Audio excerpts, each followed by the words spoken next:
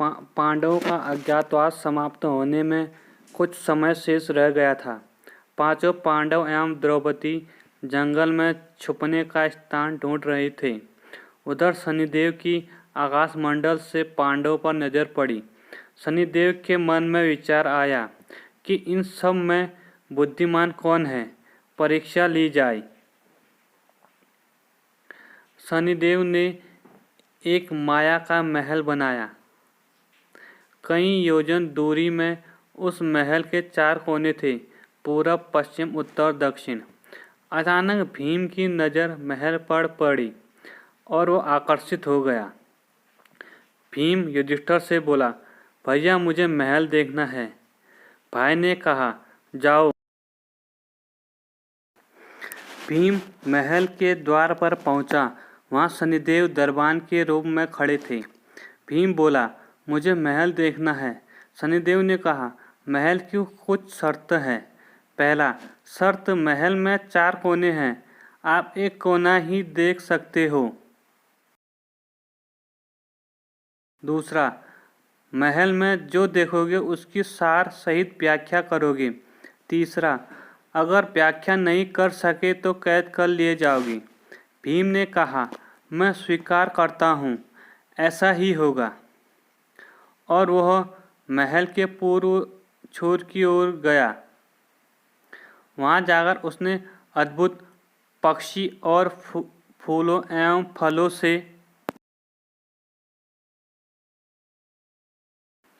लदे वृक्षों का नज़ारा देखा। आगे जाकर देखता है कि 3 कुएं हैं, अगल बगल में छोटे कुएं और बीच में एक बड़ा कुआं।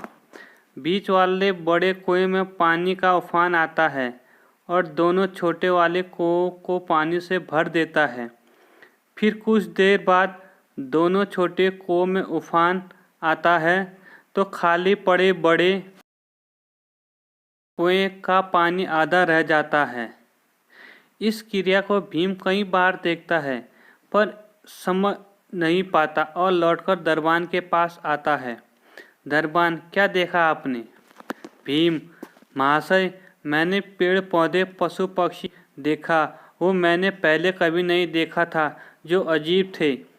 एक बात समझ में नहीं आई, छोटे कुएं पानी से भर जाते हैं, बड़ा क्यों नहीं भर पाता, यह समझ में नहीं आया। दरबान बोला, आप शर्त के अनुसार बंदी हो गए हैं और बंदी घर में बैठा दिया। अर्जुन आया, बोला, मुझे महल देखना है। दरबान ने शर्त बता दी और अर्जुन पश्चिम वाले छोर की तरफ चला गया। आगे जाके अर्जुन क्या देखता है, एक खेत में 2 फसल उग रही थी। एक फसल बाजरे की, दूसरी फसल मक्का की फसल।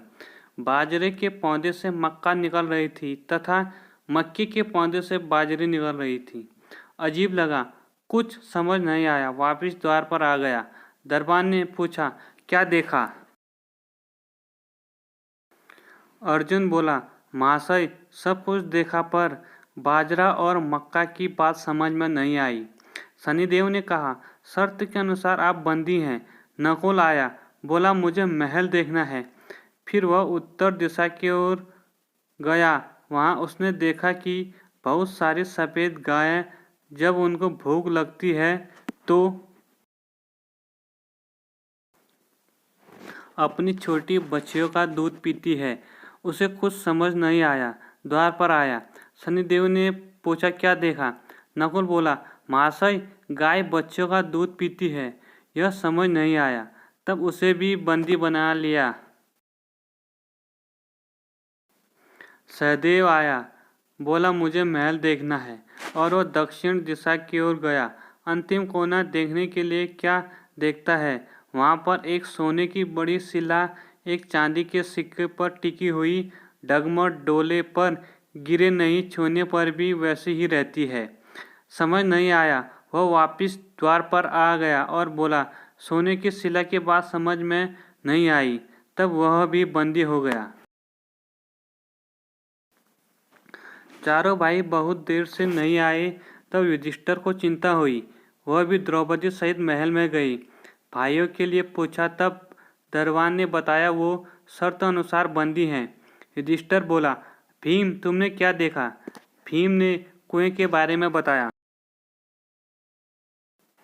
तब युधिष्ठिर ने कहा, वह कलयुग में होने वाला एक बाप दो बेटों का पेट तो भर देगा, परंतु दो बेटे मिलकर एक बाप का पेट नहीं भर पाएंगे। भीम को छोड़ दिया। अर्जुन से पूछा, तुमने क्या देखा? उसने फसल के बारे में बताया।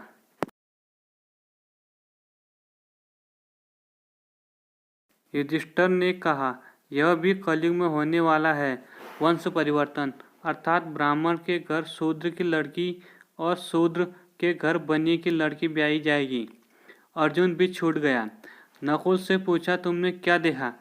तब उसने गाय का वृत्तांत बताया। तब युधिष्ठिर ने कहा, कलयुग में माताएं अपनी बेटियों के घर में पलेंगी, बेटी का दाना खाएंगी और बेटे सेवा नहीं करेंगे।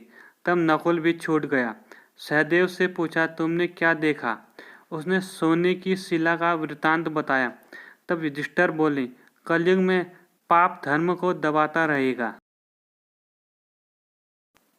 परंतु धर्म फिर भी जिंदा रहेगा, खत्म नहीं होगा। आज के कलयुग में यह सारी बातें सच साबित हो रही है।